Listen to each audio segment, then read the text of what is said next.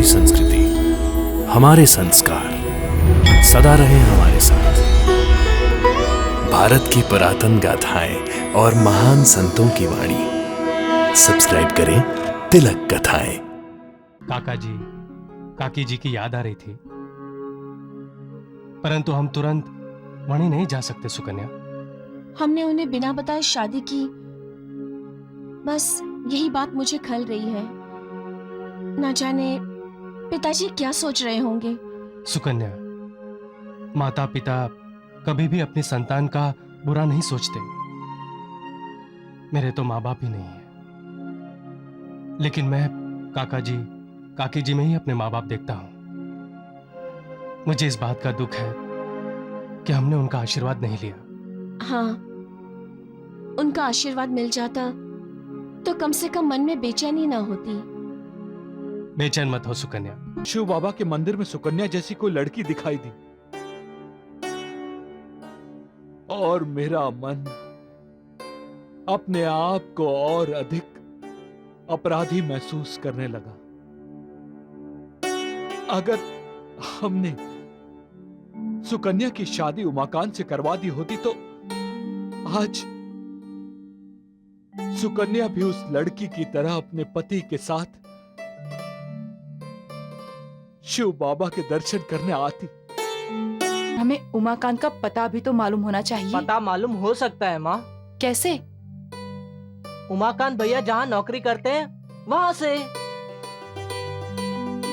अरे गोपी, ये बात मेरे ध्यान में क्यों नहीं आई? अब मैं कल ही उमाकांत की कंपनी में जाकर पता लगाता हूँ। पिताजी, पिताजी। ले, क्या हुआ क्या हुआ? सुकन्या, सुकन्या, सुकन्या!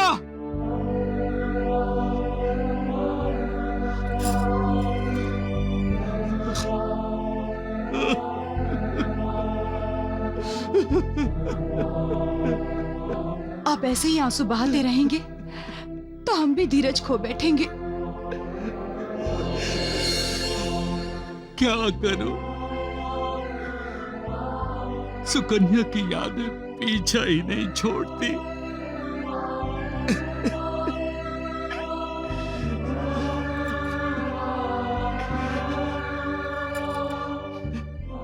मेरी बेटी मुझसे दूसरा गुड्डा मांग रही थी और मैंने वादा करके भी उसे दूसरा गुड्डा नहीं दिया। उसने दूसरा गुड्डा खुद ढूंढ लिया और फिर जब मैंने उसे उस गुड्डे के साथ खेलने से मना कर दिया तो वो उसे लेकर कहीं दूर चली गई। मुझसे अनुमति लेना तो दूर, मुझे बताया तक नहीं। डर गई होगी कि मैं फिर से उसे कहीं मना ना कर दूं। लेकिन हमें तो इस बात की खुशी होनी चाहिए कि वो अपने दूसरे गुड्डे के साथ है। हमें तो माँ सप्तश्रृंगी से ये प्रार्थना करनी चाहिए कि हमारी बेटी उमाकांत के साथ खुश रहे।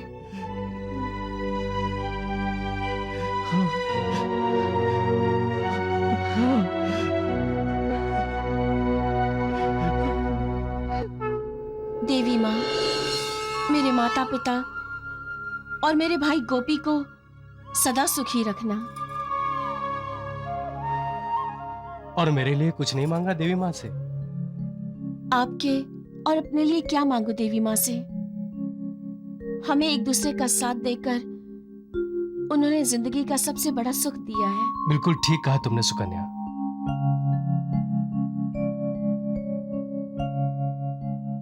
मैं आपके लिए नाश्ता लेकर आती हूँ।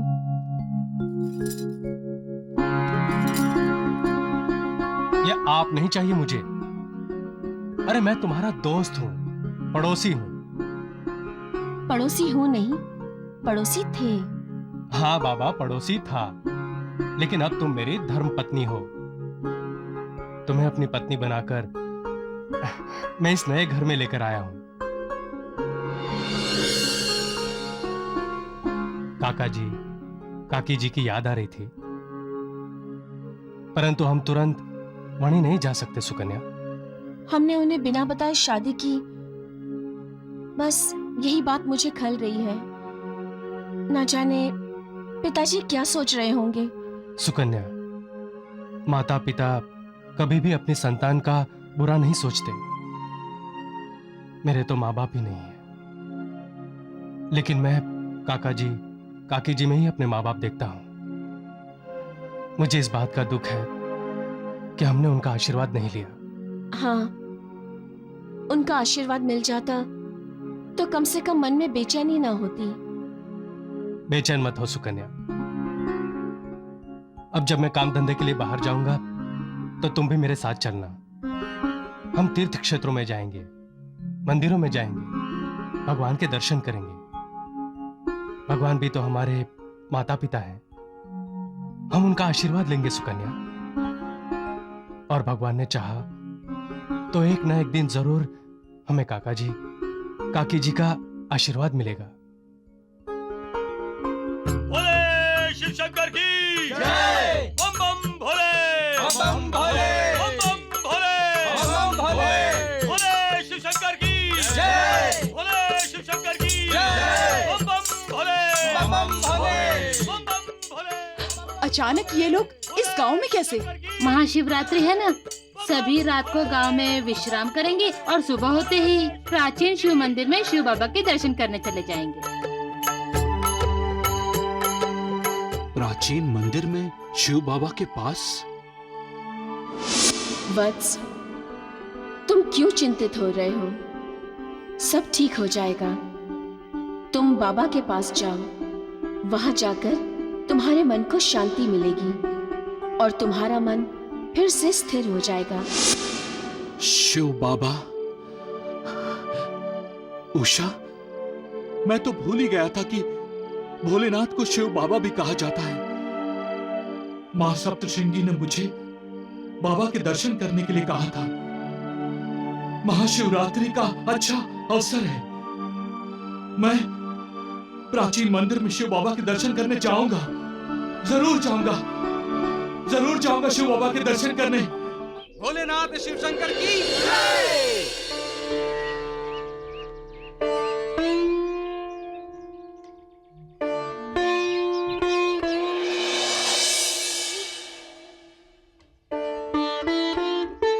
हे महादेवा, मुझ पर कृपा करो। मेरी बेटी से मुझे मिलवा दो।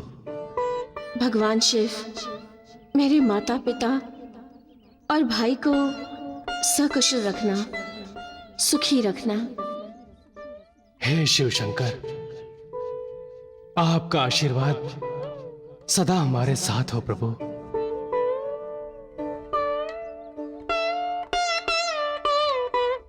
क्यों भाई, भोलेनाथ के मंदिर में भी बेचैन हो तुम? यहां भी तुम अपना मन एकाग्र नहीं कर सकते? किसकी तलाश है तुम्हें? जो हमारे निकट है तुम उसे ही ढूंढ रहे हो? जय भोलेनाथ, जय भोलेनाथ। हे शिव बाबा, तुम्हारे दर्शन के बाद भी मेरा मन अशांत क्यों है?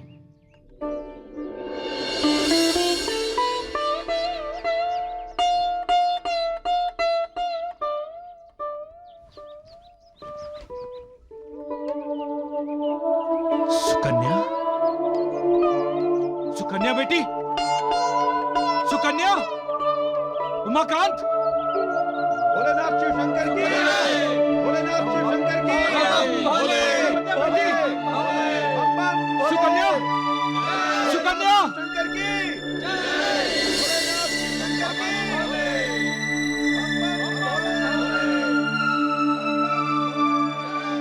उषा ठीक ही कहती थी कि मुझे अब भ्रम होने लगा है।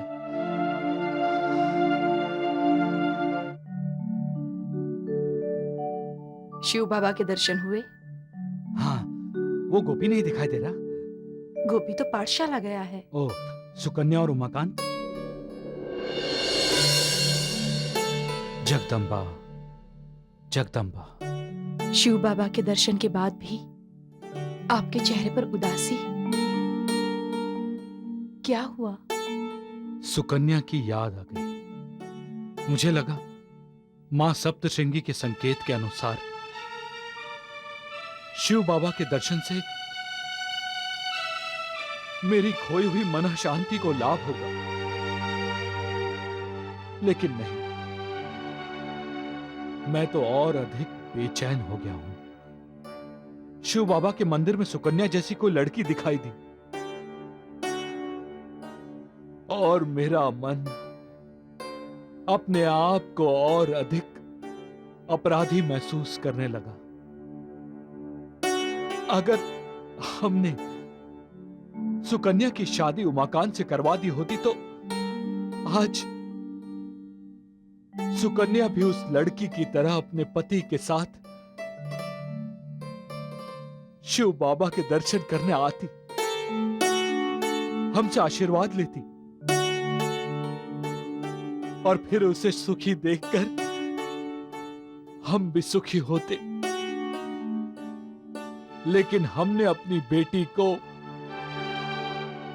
दुख दिए,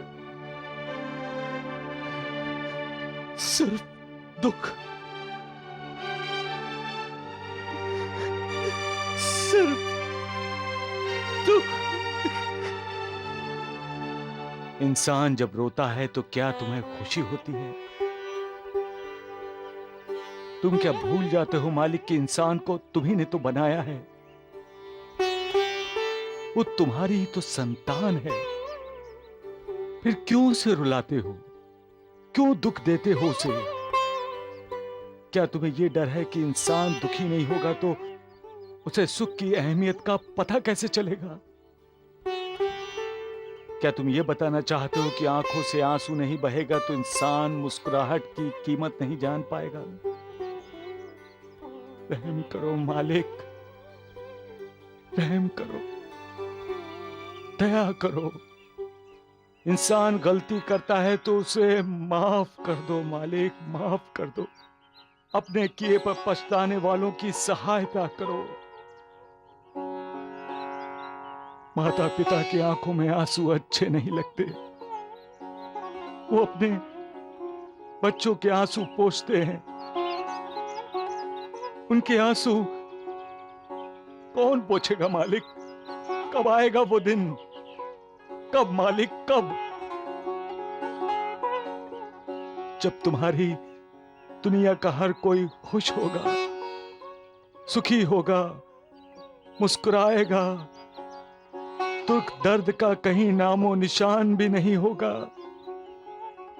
कब मालिक, कब? और कितनी तपस्या करनी होगी इंसान को, कितनी परीक्षा देनी होगी मालिक, कितनी परीक्षा देनी होगी? सबका मालिक एक।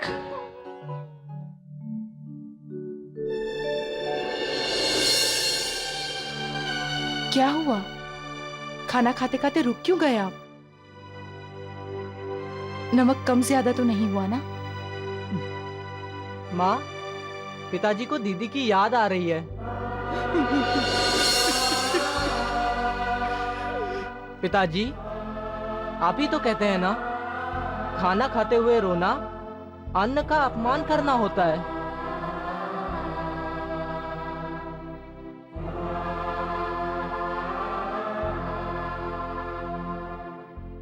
दीदी जहां भी होगी ठीक होगी पिताजी। उमाकांत भैया दीदी को बहुत प्यार करते हैं, दुख की हवा भी नहीं लगने देंगे दीदी को। बस एक बार मैं सुकन्या को देखना चाहता हूं, सिर्फ एक बार, वरना मैं इसी तरह अशांत होकर उसके बारे में सोचता रहूंगा। लेकिन हमें उमाकांत का पता भी तो मालूम होना चाहिए। पता मालूम हो सकता है माँ। कैसे? उमाकांत भैया जहाँ नौकरी करते हैं वहां से। अरे गोपी, ये बात मेरे ध्यान में क्यों नहीं आई? अब मैं कल ही उमाकांत की कंपनी में जाकर पता लगाता हूं। साक्षात्कार इंसान में परिवर्तन लाता है। साक्षात ईश्वर का हो, मालिक का हो, सच्चाई का हो या किसी भी चीज का हो, इंसान की दुविधा को खत्म कर देता है। साक्षात्कार दिशा दर्शक है, मार्गदर्शक है। गलत रास्ते पर चलने वाले इंसान को जब साक्षात्कार होता है कि वो गलत रास्ते पर है, तो अपनी गलती सुधारने के लिए रास्ता बदल देता है। बुरी संगत में फंसे हुए इंसान को जब साक्षात्कार होता है तो वो तत्काल बुरी संगत त्याग कर अच्छी संगत में आ जाता है। सद हृदयता का साक्षात्कार होता है तो पत्थर से पत्थर दिल इंसान भी पिघल जाता है। और जब ईश्वरीय साक्षात्कार होता है तब इंसान को अपने उद्धार का मार्ग दिखाई देता है। यही साक्षात्कार का महत्व है, यही साक्षात्कार की अहमियत है। साक्षात्कार एक एहसास है, ऐसा एहसास जो इंसान के भीतर के विश्वास को नया बल देता है, उसके अंदर के विवेक को जगाता है। इसलिए जब किसी माँ बाप को अपनी बेटी पर किए हुए अन्याय का एहसास होता है तब वो अपनी मना शांति खो बैठते हैं। अपनी बेटी को मिलने के लिए, उसे सुखी देखने के लिए तरसते रहते हैं, लेकिन उनके पास बेटी का अता पता ही नहीं होता। इसलिए जब उन्हें अपनी बेटी का अता पता मिलता है तब उन्हें साक्षात मालिक के दर्शन होने का साक्षात्कार होता है। प्रणाम। प्रणाम। मैं उमाकांत से मिलने आया हूँ। उमाकांत जो यहाँ काम करता था? हाँ, उमाकांत जो यहाँ काम करता है। वो यहाँ काम करता था, अब वो यहाँ से काम छोड़ गया है। काम छोड़ गया है? घूमने फिरने की नौकरी थी ना, शादी के बाद छोड़ दी। पत्नी ने शिकायत की होगी कि कोई ढंग की नौकरी ढूंढो। ढंग की नौकरी? ढंग की नौकरी होती ना तो क्या हम यहाँ बैठे गा बजा रहे होते? उसके घर का पता मिल सकता है? हाँ, वो कहीं वणी में रहता है। वणी में मेरा ही पड़ोसी था, अब वहां नहीं रहता। वो जगह छोड़कर चला गया है। सोचा था आप लोगों से शायद उसका पता मिल जाएगा, लेकिन धन्यवाद। सुनो सुनो, कहीं तुम उनके ससुर तो नहीं हो? हाँ, हूं तो उसका ससुर ही, लेकिन आप लोगों को कैसे पता चला? अरे कमाल है कमाल, ये बात तो तुम्हारे चेहरे पर बिल्कुल साफ साफ और बड़े बड़े अक्षरों में लिखी है। क्यों भैया? ढंग की नौकरी जो करते हैं। धन्यवाद। हमारे जब हमसे दूर चले जाते हैं तब हमें उनकी याद आती है। जब वो हमारे साथ होते हैं तो बिना ये सोचे समझे कि अंजाम क्या होगा, हम उसके साथ बुरा अच्छा व्यवहार करते हैं। इंसान अपनी मस्ती में जीता है, अहंकार उसे झुकने नहीं देता। कभी कभी तो भगवान के सामने भी वो अपनी गर्दन नहीं झुकाता। जब इंसान ये सोचकर व्यवहार करता है कि वो ही करता है, वो जो चाहता है वो ही होना चाहिए, तब उसके हाथ में पछतावे के अलावा कुछ नहीं लगता। वो अपनों का भला करना चाहता है, लेकिन जिद के कारण वो अपनों के हित में फैसला नहीं लेता और उसके अपने उससे बिछड़ जाते हैं। और जब वो उन्हें ढूंढने जाता है और वो नहीं मिलते तो इंसान दुखी हो जाता है, आंसू बहाता है, जगह जगह अपनों को ढूंढता है, दिन रात इंतजार करता है उनका और अपनी मना शांति खो बैठता है। और अगर इंसान का अपना हमेशा के लिए बिछड़ गया हो तो इंसान बाकी बची जिंदगी में अपने आप को कोसता रहता है। तो फिर हम झगड़ते ही क्यों हैं? क्यों बहस करते हैं? अपनों की बातों पर गौर क्यों नहीं करते? जो हमें अच्छा लगता है जरूरी नहीं वो दूसरे को भी अच्छा लगे। तो हम उस अच्छे की जिद क्यों करते हैं? जाने वाले चले जाते हैं, जो पीछे रह जाते हैं वो उनकी याद में हमेशा बेचैन रहते हैं। पिताजी, हाँ, इतनी रात हो गई, आप सोएंगे नहीं? दरवाजा बंद कर दूं? नहीं नहीं, क्यों? आपके मन में क्या चल रहा है, हमें नहीं बताएंगे? सुकन्या का खत मिलने के बाद मेरी बेचैनी बढ़ गई। दीदी खुश है। खत सच्चाई का आईना नहीं है गोपी। खत से हमें सच और झूठ का पता नहीं चलता है। क्या मतलब? हो सकता है हमारे मन को शांत करने के लिए सुकन्या ने खत में झूठ को सच करके लिखा हो। पहली बात तो ये है कि सुकन्या को यदि आपको झूठी तसल्ली ही देनी होती तो वो हमें खत लिखती ही क्यों? अब आप अपने मन में किसी भी प्रकार का कोई शक या संदेह न लाइए, वो खुश है। तो फिर खत क्यों लिखा?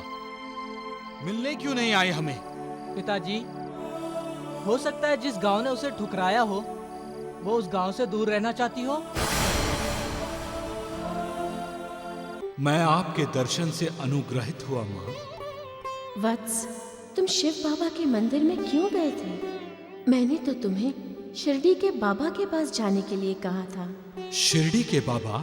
तुम शिरडी जाओ वत्स, बाबा से मिलकर तुम्हारा कल्याण होगा। बड़े दिनों बाद दिखाई दिए। हाँ काका जी, बहन के पास गया था कोपरगांव। कोपरगांव? कहाँ है कोपरगांव? शिरडी के पास। शिरडी के? क्या तुम शिरडी के बाबा को जानते हो? नहीं, मैं तो कभी शिरडी नहीं गया। पिताजी, पिताजी, पिताजी, पिताजी! अरे, किसका खत है जो तुम इतना खुश हो रहे हो? तुम बताओ माँ, किसका हो सकता है? कहीं तुम्हारी दीदी का तो नहीं? आपने कैसे पहचाना? मतलब सचमुच सुकन्या का खत है? मेरी बेटी सुकन्या का खत है गोपी? हाँ पिताजी, दीदी ने खत भेजा है। सुना तुमने उषा? सुकन्या बेटी का खत आया है। मालिक पर आस्था रखने वाला, ईश्वर पर श्रद्धा रखने वाला, विश्वास रखने वाला इंसान जब ये सोचता है कि उसके लिए सारे दरवाजे बंद कर दिए गए हैं, तब उसे साक्षात्कार होता है कि मालिक ने उसके लिए एक और दरवाजा खोल दिया है। गोपी, ये खत मुझे दे दो। हाँ, पहले मैं पढ़ूंगा। तो फिर ऊंचे पढ़ो, हम भी सुनेंगे। हाँ। तीर्थ रूप पिताजी और माँ, सुकन्या का आपको शत शत प्रणाम। मैंने खत भेजा है, इसलिए नाराज ना होइए। आपको बिना बताए मैं घर से आश्रम चली गई थी और आपके इच्छा के विरुद्ध मैंने उमाकांत से शादी कर ली। मैं जानती हूँ आपका मुझ पर क्रोध है, आप नाराज हैं मुझसे। नहीं बेटी, मैं नाराज नहीं हूं तुम पर। हाँ, क्रोधित जरूर हूं, लेकिन तुम पर नहीं, अपने आप पर। आगे पढ़ो। फिर भी मैं आपसे आशीर्वाद चाहती हूँ, अपने लिए भी और उमाकांत के लिए भी, और हमारी घर गृहस्थी और घर परिवार के लिए भी। माँ, पिताजी, हमें आशीर्वाद देंगे ना आप? मैंने सुकन्या को कितने कष्ट दिए, फिर भी वो मुझे माँ का सम्मान दे रही है। हमारा आशीर्वाद हमेशा तुम्हारे साथ है बेटी। अभी अभी मैं और उमाकांत शिव बाबा के दर्शन करने गए थे। सुकन्या? सुकन्या बेटी, सुकन्या, उमाकांत। भोले शिव शंकर की जय! भोले शिव शंकर की जय! भोले शिव शंकर की जय! भोले शिव शंकर की जय! सुकन्या! सुकन्या!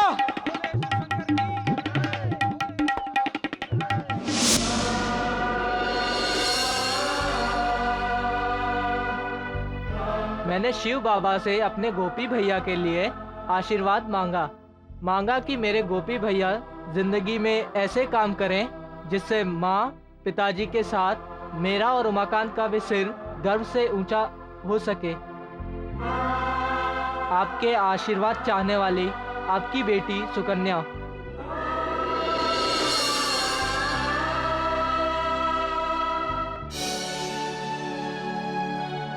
पिताजी, हाँ, इतनी रात हो गई, आप सोएंगे नहीं? दरवाजा बंद कर दूं?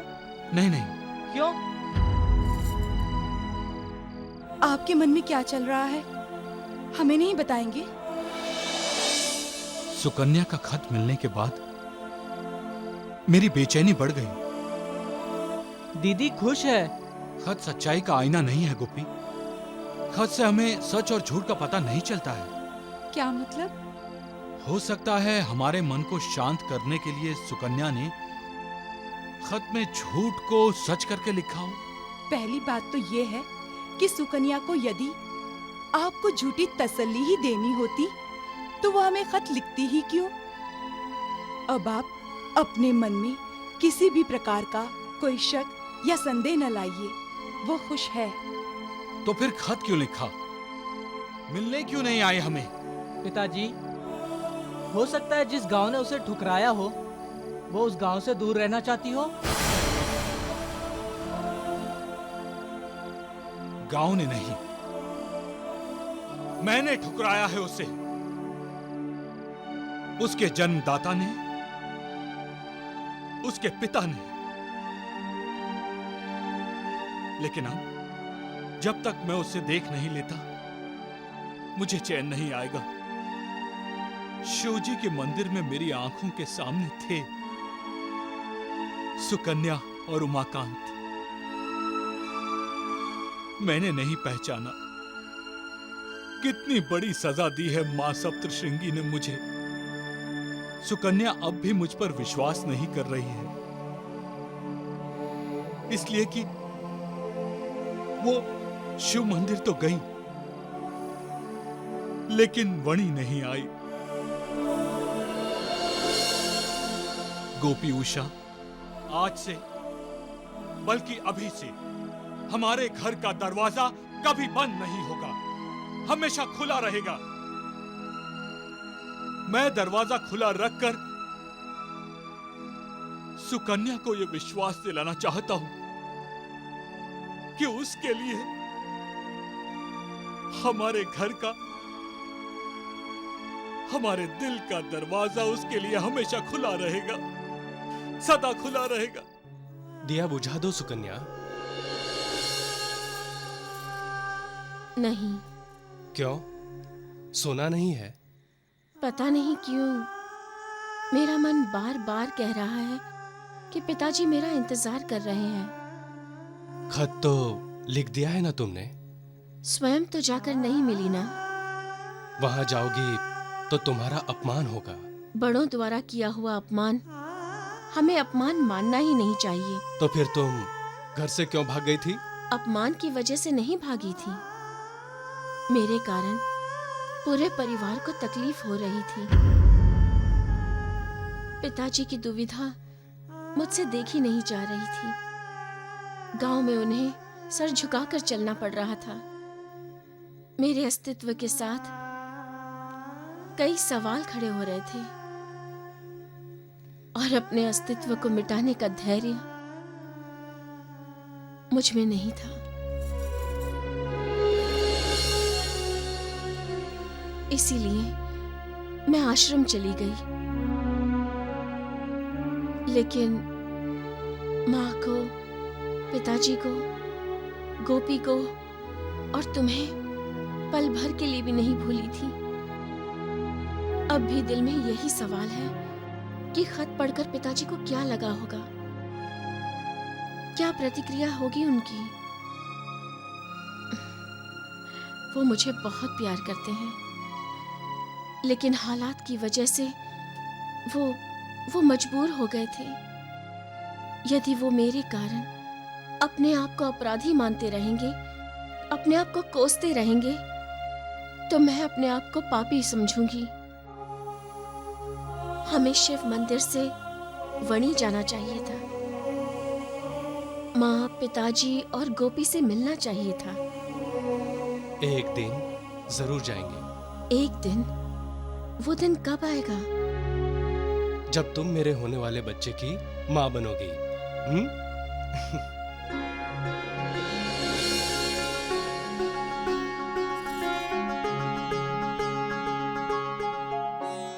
विश्वास प्यार है, विश्वास समर्पण है और विश्वास त्याग भी है। विश्वास में कोई भेदभाव नहीं होता, कोई मैं तुम बड़ा छोटा नहीं होता। इसलिए जिस रिश्ते में, जिस नाते में विश्वास होता है, वो नाता, रिश्ता अभंग होता है, कभी नहीं टूटता। जहां दरार है वहां विश्वास नहीं होता, हो ही नहीं सकता, क्योंकि जहां विश्वास है वहां दरार नहीं हो सकती। विश्वास इंसान के कर्तव्य का आईना है। किसी का विश्वास पात्र बनना, विश्वास के लायक बनना आसान बात नहीं है। इंसान इंसान पर तब विश्वास करता है जब उसकी दूसरे पर श्रद्धा बन जाती है। सामने वाले का कर्तव्य ही उसे श्रद्धा और विश्वास में बदल देता है। सबका मालिक एक। जय दुर्गा,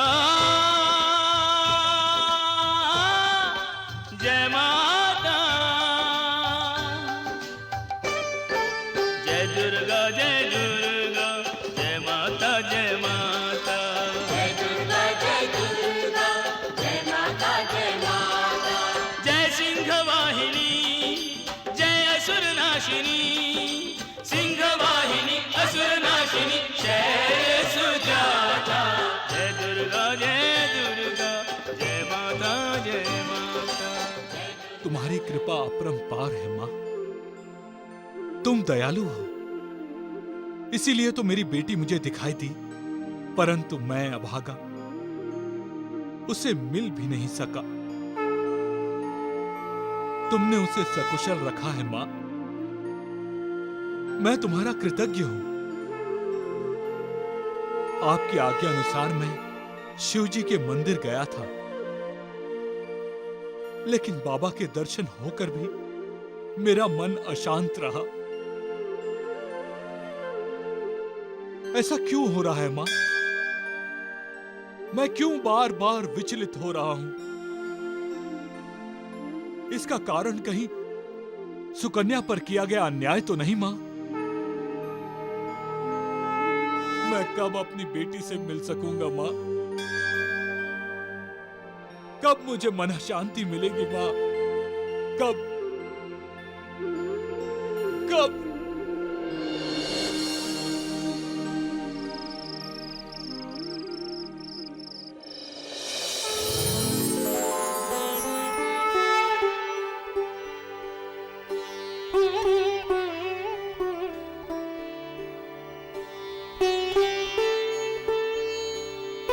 प्रणाम मां, मैं आपके दर्शन से अनुग्रहित हुआ मां। वत्स, तुम शिव बाबा के मंदिर में क्यों गए थे? मैंने तो तुम्हें शिरडी के बाबा के पास जाने के लिए कहा था। शिरडी के बाबा? तुम शिरडी जाओ वत्स, बाबा से मिलकर तुम्हारा कल्याण होगा।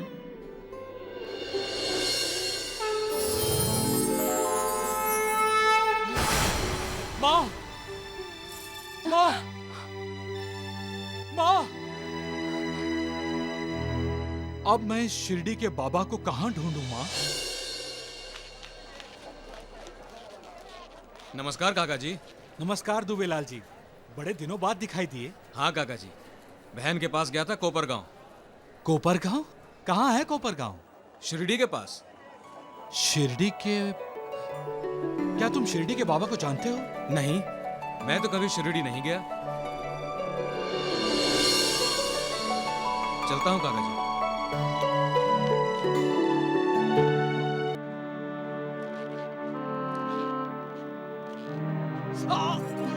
अरे ध्यान से ना, इतनी बड़ी मेज आपको दिखाई नहीं दी? मैं कुछ सोच रहा था। क्या सोच रहे थे आप? माँ सप्तश्रृंगी ने शिरडी के बाबा से मिलने को कहा है। कोई साधु संत है क्या? पता नहीं, लेकिन मिलना तो पड़ेगा। कब आपके दर्शन होंगे शिरडी के बाबा? कब दर्शन होंगे? इंसान अगर सच्चे दिल से किसी संत महंत के दर्शन करना चाहता है तो संत महंत या खुद मालिक भी इंसान की इच्छा पूरी कर देता है। जिसके मन में आस्था नहीं है, भक्ति नहीं है, बस कहने के लिए मालिक के संत के दर्शन करना चाहता है, उसे मालिक के दर्शन होते हैं क्या? नहीं होते। संतों महंतों की इच्छा के विरुद्ध कोई कैसे उनके दर्शन कर सकता है? बुलावा आता है, तभी तो इंसान मालिक के दर्शन करने जाता है। और उसे दर्शन भी तभी होते हैं जब बुलावा आता है, नहीं तो दर्शन नहीं होते। मालिक दयालु है, जब वो किसी को बुलावा भेजता है तब बुलावे के साथ साथ मार्गदर्शक को भी भेजता है। सबका मालिक एक।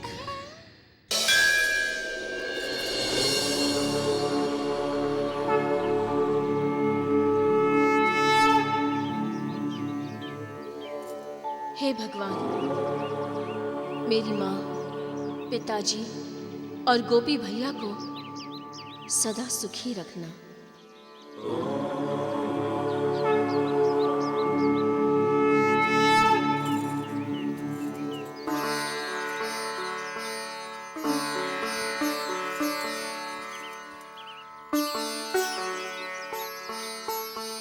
मैं जब भी तुम्हें देखता हूँ सुकन्या, तुम परेशानी नजर आती हो।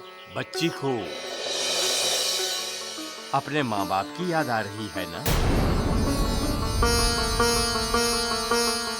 आप यहाँ कैसे आए? मुझे कहीं आने जाने के लिए घोड़ा गाड़ी की जरूरत नहीं होती है बच्चे। लेकिन पल भर पहले तो आप यहाँ नहीं थे।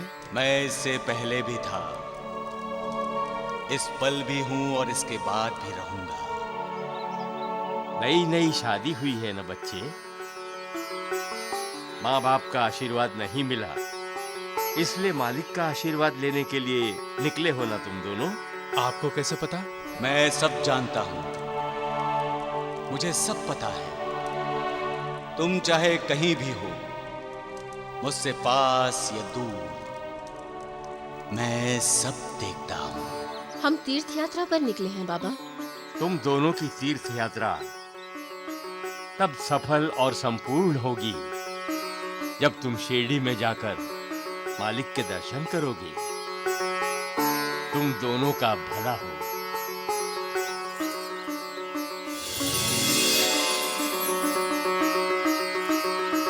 कहाँ गए वो फकीर बाबा? ढूंढो ढूंढो।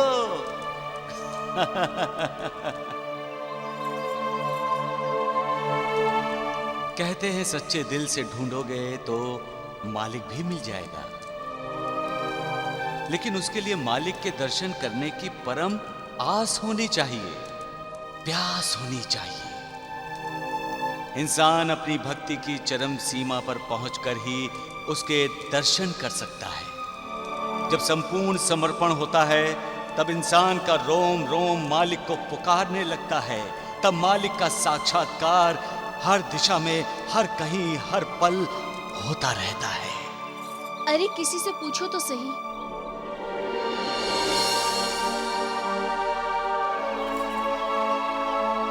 क्षमा कीजिए, यहाँ अभी अभी एक फकीर आए थे।